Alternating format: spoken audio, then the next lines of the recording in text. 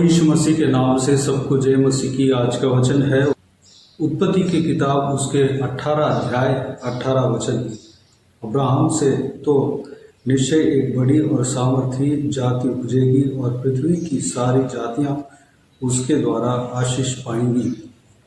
मेरे प्रियो, यहाँ पर अब्राहम के जो जीवन में संभव हुआ, उस संभव को इस अध्याय में हम देख सकते हैं। एक उस संभव को मैं शॉर्टली में बताना चाहूँगा, जो कि 3 स्वर्गदूत अब्राहम से मिलने के लिए, भेंट करने के लिए स्वर्ग से आ रहे हैं। उसमें एक परमेश्वर है, प्रभु यीशु मसीह है। मैं पहले एक वीडियो में बता चुका हूँ, जो बाइबल अध्ययन के द्वारा वो पता चलता है। तीनों लोगों को अब्राहम बड़ा भोज देता है, खाना खिलाता है, भोजन देता है। उसके बाद वह सदोम की ओर तीनों स्वर्गदूत, जिसमें परमेश्वर एक था, सदोम और गोमोरा देश की ओर निकल रहे हैं। निकलने से पहले ये कह रहे हैं कि 17 वचन में, तब यहोवा ने कहा, यह जो मैं करता हूँ उसे क्या अब्राहम से छिपा रखूँ? यानी कि अब्राहम के ऊपर परमेश्वर को इतना भरोसा हो गया था कि परमेश्वर जो करने वाला था उस कार्य को अब्राहम से छिपा नहीं पाया। अब्राहम को पहले ही बताने का इच्छा रखा। क्यों ऐसा किया? 18 वचन में जो हमने देखा, अब्राहम से तो निश्चय एक बड़ी और सामर्थी जाति उपजेगी और पृथ्वी की सारी जातियां उसके द्वारा आशीष पाएंगी। इसलिए अब्राहम को सारे बातें परमेश्वर बताना चाहा। जो भी परमेश्वर करने का तय किया, मन लगाया, उस बात को अब्राहम को बताना चाहा। हम इस वचन को, इस मैटर को हम पहले एक वीडियो में हम देख चुके हैं, लेकिन ये अलग टॉपिक है।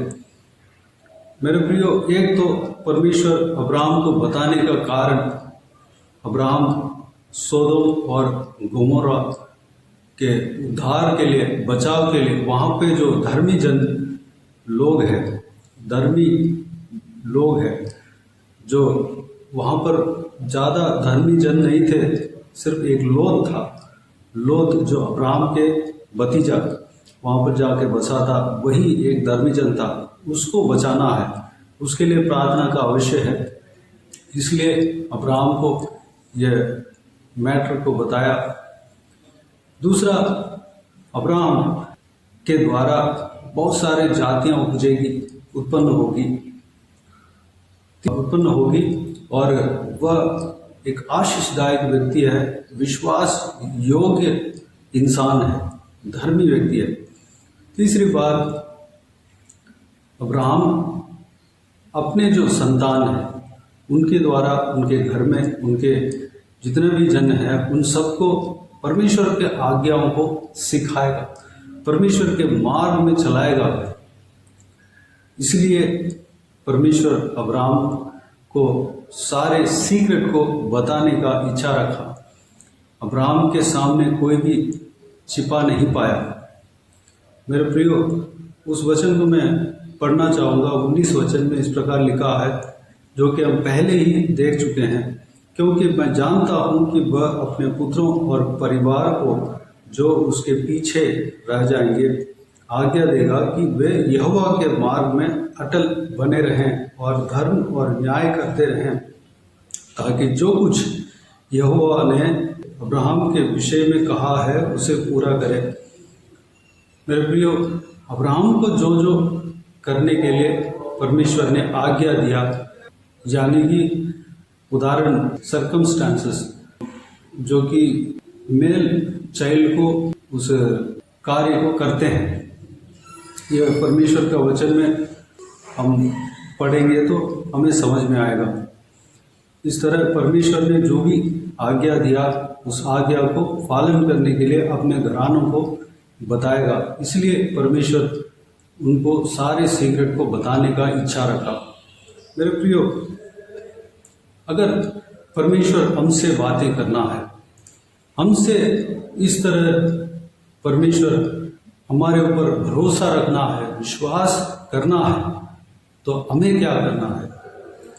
जिस तरह अब्राहम आशीष पाया 18 वचन के मुताबिक, जिस तरह अब्राहम आशीष पाया हम भी पाए, जो कि अब्राहम से तो निश्चय एक बड़ी और सामर्थी जाति बुझेगी और पृथ्वी की सारी जातियां उसके द्वारा आशीष पाएंगी। एक तो हमारे द्वारा बड़ी और सामर्थी जाति उपजना चाहिए, हमारे संतान जो है परमेश्वर के संतान बनना चाहिए।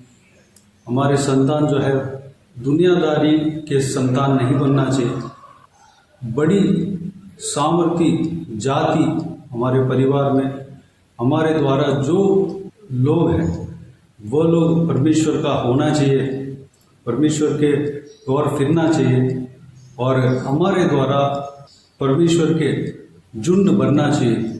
परमेश्वर में सब लोग जाना चाहिए, परमेश्वर के पीछे जाना चाहिए। दूसरा, पृथ्वी की सारी जातियां हमारे द्वारा आशीष पाना चाहिए। हम उनको आशीष पाने का द्वार रास्ता दिखाना चाहिए, क्रूस की ओर उनका नज़र को फिराना चाहिए, जो कि क्रूस को देखो तुम आशीष पाओगे, प्रभु यीशु मसीह को देखो तुम आशीष पाओगे। इस तरह की उनको मार्गदर्शन दिखाना चाहिए, चाहे कोई भी हो। नया नियम में कहा गया है कि 2 बार इंसान जन्म होता है, एक माँ के गर्भ से जन्म होता है, दूसरा परमेश्वर में जन्म होता है, यानी कि आत्मा और जल से जन्म होता है। वह प्रभु यीशु मसीह की ओर से, पवित्र आत्मा से, प्रभु यीशु मसीह के क्रूस के द्वारा वह दोबारा पाप से उद्धार पाकर, पाप में मरकर प्रभु यीशु मसीह के लिए जन्म होता है। उस समय एक इंसान प्रभु यीशु मसीह के लिए पूरी तरह सौंप देता है। रोमियो उसका 12 अध्याय पहला वचन के अनुसार, पहला और दूसरा वचन के अनुसार हम सौंपना है, हमको सौंपना है। हर एक इंसान इस तरह सौंपा जाना चाहिए।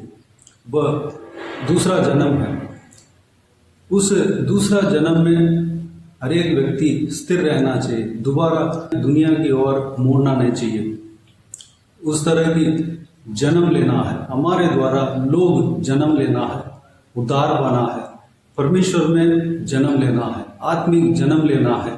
प्रभु यीशु मसीह ने जो कहा जल और आत्मा के द्वारा जन्म होना है। मेरे प्रियो, हमारे द्वारा लोग आशीष पाना है। आशीष कहाँ पे मिलती है? संसार में नहीं, प्रभु यीशु मसीह के हाथों से मिलता है। क्रूस की ओर जब हम आँख उठाते हैं तब हमें मिलता है। उस विषय को हमें बताना है, हमारे द्वारा लोगों को ये विषय पता होना चाहिए। लोग इस आशीष का मार्ग को जानना चाहिए, हमारे द्वारा जानना चाहिए और हमारे द्वारा लोग पृथ्वी के सारे जातियां प्रभु यीशु मसीह की ओर फिरना चाहिए। अगर हम इस तरह के कार्य करने में मन लगाएंगे, इस तरह के कार्य को हम करेंगे, तो परमेश्वर हमारे ऊपर भरोसा रखेगा और परमेश्वर अपनी बातों को जो वो करने के लिए तय किया है, निर्णय लिया है, हमें ज़रूर बताएंगे। एक पहला कारण जो हमने देखा, उस विषय के लिए हमें प्रार्थना करना है। अगर नाश होने वाला कोई चीज़ परमेश्वर ने हमें बताया तो उसके लिए हमें प्रार्थना करना है, उस नाश से बचने के लिए। या तो कोई देश नाश हो रहा है, वहाँ के धर्मी जन बचने के लिए, या उधर के लोग सब उद्धार पाने के लिए हमें प्रार्थना करना है। दूसरा चीज़, हमें उनके उद्धार के लिए हम फिजिकली हमें काम करना है। तीसरा बात, हमारे द्वारा जो संतान उत्पन्न हुए हैं, हमारे घर में हो या आत्मिक रीति से प्रभु में जन्म लिए हैं, उन सबको प्रभु यीशु मसीह का आज्ञाओं को सिखाना है, मार्गदर्शन हमें देना है। उस सारे बातों के लिए हमें परमेश्वर तैयार करने के लिए अपने आप को परमेश्वर के हाथों में समर्पित करें। ये जो आशीष है जो अब्राहम को मिला है, हमें भी मिला है। इस बात के लिए परमेश्वर को धन्यवाद दें, स्तुति करें, आराधना करें। आइए हम प्रार्थना में जाएं। प्यारे पिता दयालु परमेश्वर, आपको धन्यवाद देता हूँ आज के इस आपके बहुमूल्य वचन के लिए। आपको धन्यवाद देता हूँ परमेश्वर, बीते हुए दिनों में हमें संभाला, बचाया, सुरक्षित रखा। आपको धन्यवाद देता हूँ आज का जो वचन हमें मिला है परमेश्वर, आपकी ओर से हमें मिला है। हम विश्वास करते हैं पिता, उस आपके बहुमूल्य वचन के द्वारा जो कुछ भी हमने मनन किया, उस सारे बातों के लिए आपको धन्यवाद देता हूँ। उस सारे बातों के अनुसार हम चलने के लिए अनुग्रह देना पिता। हमारे द्वारा लोग आशीष पाने पाएँ, हमारे द्वारा लोग आपकी ओर फिरने पाएँ, मन फिरने पाएँ, दोबारा जन्म लेने पाएँ। परमेश्वर आत्मा और जल के द्वारा जन्म लेने पाएँ, प्रभु में, आप में जन्म लेने पाएँ, अपने आप को आपके उपस्थिति में सौंपने पाएँ। परमेश्वर खुद बलिदान करके आपके उपस्थिति में चढ़ाने पाएँ। परमेश्वर आपके लिए जीने पाएँ, अनुग्रह देना पिता। हमारे घर में जो भी जन है उन सबको हम सिखाने पाएँ, आपके आज्ञाओं को बताने पाएँ, सिखाने पाएँ। परमेश्वर आप हमें हर एक चीज़ को बताएंगे। आपको धन्यवाद देता हूँ। जो कुछ भी आप हमें शेयर करते हैं, बताते हैं, उस विषय के बारे में हम प्रार्थना करने पाएँ। जो अगर होने वाले चीज़ों को इस दुनिया में या किसी का घर में या कहीं भी जो भी होने वाला है उस विषय को हमें रिवील करते हैं, तो परमेश्वर हम वहाँ तक नहीं रहने पाएँ, सीमित नहीं रहने पाएँ, बल्कि हम उस विषय के लिए प्रार्थना करने पाएँ। परमेश्वर वहाँ पर लोग बचने के लिए, उद्धार पाने के लिए प्रार्थना करने पाएँ। वो नाश से वो लोग बचना चाहिए बात के लिए, उस बात के लिए प्रार्थना करने पाएँ। वहाँ के धर्मी जन बचना चाहिए, उसके लिए प्रार्थना करने पाएँ। जो आप चाहते हैं वो कार्य हम करने पाएँ पिता, अनुग्रह देना। परमेश्वर बाकी सारे बातों को आपके हाथों में सौंपते हैं। परमेश्वर इस वीडियो को देखने वाले जन, हर एक जनों को इसी तरह चलाना, आशीष देना, सुरक्षित रखना, संभालना। परमेश्वर बाकी सारे बातों को आपके हाथों में सौंपते हैं। सारा हालेलुया इस वीडियो को देखने वाले हर एक जनों के जीवन में कार्य करना, किसी को भी कोई भी कमी कटी ना होने देना, भरपूर आशीष देना। कोई भी जन बीमार हो उनको आपके हाथों में सौंपते हैं, उन्हें छूना, चंगा करना। प्रभु यीशु मसीह के नाम से चंगा होने पाए।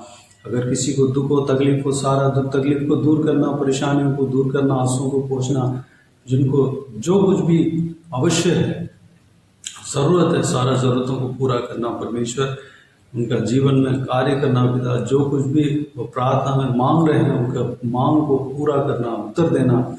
धन्यवाद देता हूँ परमेश्वर।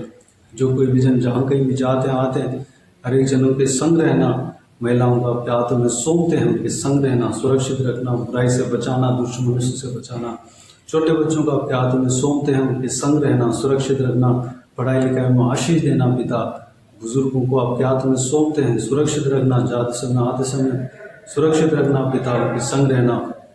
परमेश्वर आपके हाथ हमेशा हर एक के ऊपर बने रहने पाएँ। जो भी जन बिजनेस के लिए जाते हैं, नौकरी के लिए जाते हैं, पढ़ाई करने के लिए जाते हैं, उनके संग रहना परमेश्वर। उनका काम में आशीष देना, नौकरी में, पढ़ाई में आशीष देना परमेश्वर। धन्यवाद। बाकी सारे बातों को आपके हाथों में सौंपते हैं। सारा आदर, महिमा, जलाल आपको मिलते रहे। सारा दुआ प्रार्थना को प्रभु यीशु मसीह के नाम से मांगते हैं, सुन और ग्रहण कर। आमीन आमीन। प्रभु यीशु मसीह के नाम से प्रभु यीशु मसीह का आशीष और अनुग्रह हम सभी के ऊपर बने रहे। आमीन आमीन।